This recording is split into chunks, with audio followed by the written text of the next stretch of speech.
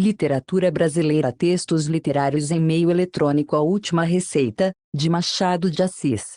Edição de referência: Contos completos de Machado de Assis, publicado originalmente em Jornal das Famílias 1875.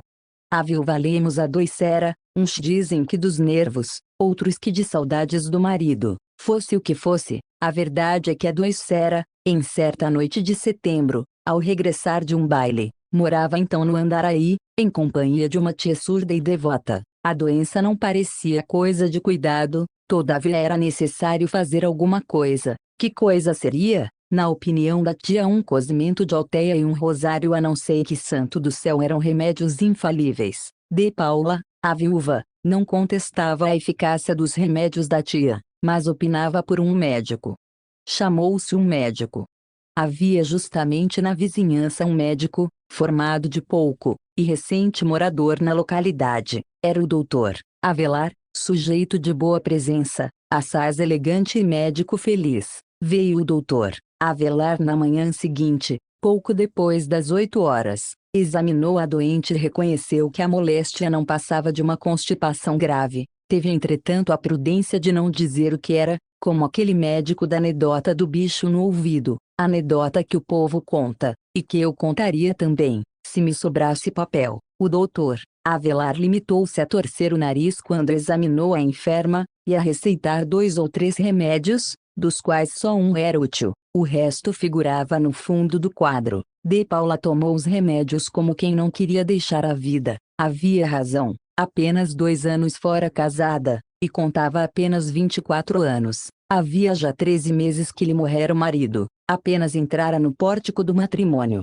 A esta circunstância é justo acrescentar mais 2, era bonita e tinha alguma coisa de seu. 3 razões para agarrar-se à vida como o náufrago a uma tábua de salvação. Uma única razão haveria para que ela aborrecesse o mundo, era se tivesse realmente saudades do marido, mas não tinha. O casamento fora um arranjo de família e dele próprio. Paula aceitou o arranjo sem murmurar, honrou o casamento, mas não deu ao marido nem estima nem amor. Viúva 2 anos depois, e ainda a moça, é claro que a vida para ela começava apenas. A ideia de morrer seria para ela não só a maior de todas as calamidades, mas também a mais desastrada de todas as tolices. Não quis morrer, nem o caso era de morte. Os remédios foram tomados pontualmente, o médico mostrou-se assíduo. Dentro de poucos dias, 3 a 4, estava restabelecida a interessante enferma. De todo? Não. Quando o médico voltou no 5º dia, achou-a sentada na sala, envolvida em grande roupão, com os pés numa almofada, o rosto extremamente pálido, e muito mais ainda por causa da pouca luz. O estado era natural em quem se levantava da cama, mas a viuvinha alegou ainda umas dores de cabeça, a que o médico chamou nevralgia, e uns tremores, que foram classificados no capítulo dos nervos. Serão graves moléstias? Perguntou ela. Oh, não, minha senhora, respondeu Avelar, são achaques aborrecidos, mas não graves, e geralmente próprios de doentes formosas. Paula sorriu com um ar tão triste que fazia duvidar do prazer com que ouviu estas palavras do médico.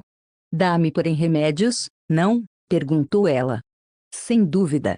Avelar receitou efetivamente alguma coisa e prometeu voltar no dia seguinte. A tia era surda, como sabemos, não ouvia nada da conversa entre os dois, mas não era tola. Começou a reparar que a sobrinha ficava mais doente quando se aproximava a chegada do médico. Além disso, nutria dúvidas sérias acerca da aplicação exata dos remédios. O certo é, porém, que Paula, tão amiga de bailes e passeios, parecia realmente doente porque não saía de casa.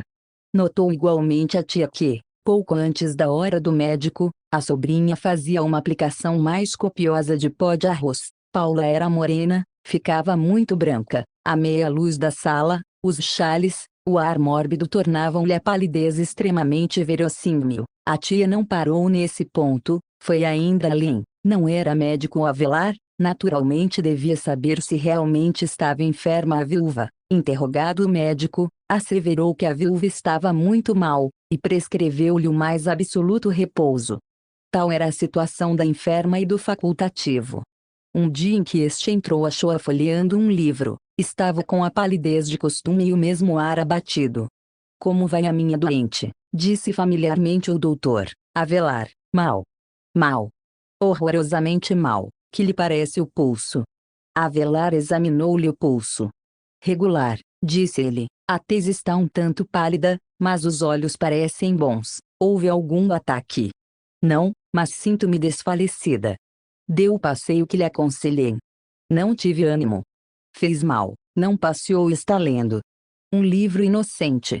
Inocente. O médico pegou no livro e examinou-lhe a lombada. Um livro diabólico, disse ele atirando para cima da mesa. Por quê? Livro de poeta, livro para namorados, minha senhora, que é uma casta de doentes terríveis. Não se curam eles, ou raramente se curam, mas a pior, que é adoecerem os sãos. Peço-lhe licença para confiscar o livro. Uma distração, murmurou Paula com uma doçura capaz de vencer um tirano, mas o médico mostrou-se firme. Uma perversão, minha senhora, em ficando boa pode ler se quiser todos os poetas do século, antes, não. Paula ouviu esta palavra com singular, mas disfarçada alegria. Parece-lhe então que estou muito doente, disse ela. Muito, não digo, tem ainda um resto de abalo que só pode desaparecer com o tempo em um regime severo. Severo demais. Mas necessário. Duas coisas lastimo sobre todas. Quais? A pimenta e o café. Oh! É o que lhe digo, não tomar café nem pimenta é o limite da paciência humana. 15 dias mais deste regime ou desobedeço ou expiro. Nesse caso, expire, disse Avelar sorrindo. Acha melhor. Acho igualmente mal. O remorso, porém, será meu só, enquanto que se vê esse desobedecer terá os seus últimos instantes amargurados por um tardio arrependimento. Melhor é morrer vítima que culpada. Melhor é não morrer nem culpada nem vítima. Nesse caso não tome pimenta nem café. A leitora que acaba de ler esta conversa, admirar-se-ia muito se visse a nossa doente nesse mesmo dia ao jantar, teve pimenta à farta e bebeu excelente café no fim. Não admira porque era o seu costume. A tia admirava-se com razão de uma doença que consentia tais liberdades. A sobrinha não se explicava cabalmente a este respeito. Choviam convites de jantares e bailes. A viuvinha recusava-os todos por causa do seu mau estado de saúde. Foi uma verdadeira calamidade. Entraram a chover as visitas e bilhetes. Muitas pessoas achavam que a doença devia ser interna, muito interna, profundamente interna, visto que lhe não apareciam sinais no rosto. Os nervos, eternos caluniados, foram a explicação que geralmente se deu à singular moléstia da moça. 3 meses correram assim, sem que a doença de Paula cedesse uma linha aos esforços do médico. Os esforços do médico não podiam ser maiores. De 2 em 2 dias uma receita. Se a doente se esquecia do seu estado e entrava a falar e a corar como quem tinha saúde, o médico era o primeiro a lembrar-lhe o perigo, e ela obedecia logo entregando-se à mais prudente inação. Às vezes zangava-se. Todos os senhores são uns bárbaros, dizia ela. Uns bárbaros, necessários, respondia Avelar sorrindo, e acrescentava. Eu não direi o que são as doentes. Diga sempre. Não digo. Caprichosas. Mais. Rebeldes. Menos.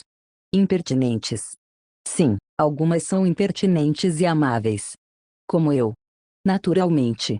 Já o esperava, dizia a viúva Lemos sorrindo. Sabe por que razão lhe perdoo tudo? É porque é médico. Um médico tem carta branca para gracejar conosco, isso mesmo nos dá saúde. Neste ponto levantou-se.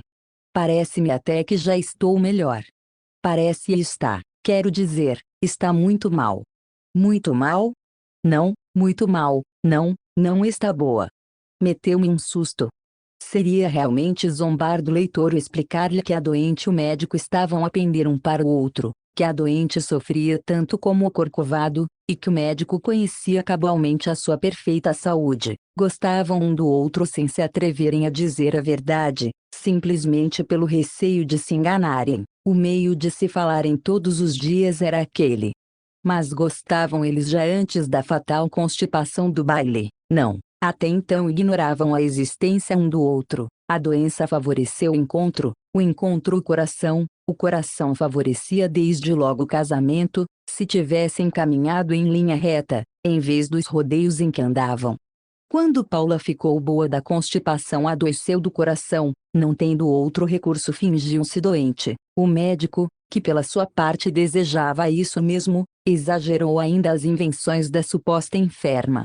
A tia, sendo surda, assistia inutilmente aos diálogos da doente com o médico. Um dia escreveu a este pedindo-lhe que apressasse a cura da sobrinha. Avelar desconfiou da carta a princípio. Seria uma despedida, podia ser pelo menos uma desconfiança. Respondeu que a moléstia de Paula era aparentemente insignificante, mas podia tornar-se grave sem um regime severo, que ele lhe recomendava sempre. A situação, entretanto, prolongava-se. A doente estava cansada da doença, e o médico da medicina. Ambos eles começaram a desconfiar que não eram mal aceitos. O negócio, entretanto, não caminhava muito.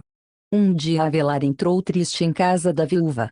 "Jesus!" exclamou sorrindo a viúva, "ninguém dirá que é o médico. Parece doente." "Doente de lástima", disse Avelar abanando a cabeça. "Por outros termos, é a lástima que me dá estar enfermo." "Lástima de quê?" "De Vécia." "De mim?" "É verdade." A moça riu-se consigo mesma, todavia esperou a explicação. Houve um silêncio. No fim dele: "Sabe", disse o médico, "sabe que está muito mal?" "Eu." Avelar fez um gesto afirmativo. "Já o sabia", suspirou a doente. "Não digo que tudo esteja perdido", continuou o médico, "mas nada se perde em prevenir. Então, coragem. Fale. Mande chamar o padre. Aconselha-me a confissão. É indispensável." Perderam-se todas as esperanças.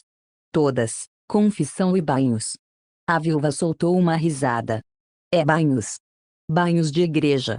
Outra risada. "Aconselha-me então o casamento." "Justo. Imagino que está gracejando." "Estou falando muito sério. O remédio não é novo nem desprezível. Todas as semanas lavam muitos enfermos, e dão-se bem alguns deles. É um específico inventado desde muitos séculos e que provavelmente só acabará no último dia do mundo. Pela minha parte nada mais tenho que fazer." Quando a viuvinha menos esperava, Avelar levantou-se e saiu. Falava sério ou gracejava. 2 dias se passaram sem que o médico voltasse. A doente estava triste, a tia aflita. Houve ideia de mandar chamar outro médico. Recusou a doente. "Então só um médico acertou com a tua moléstia?" "Talvez." No fim de 3 dias recebeu a viúva Lemos uma carta do médico. Abriu-a.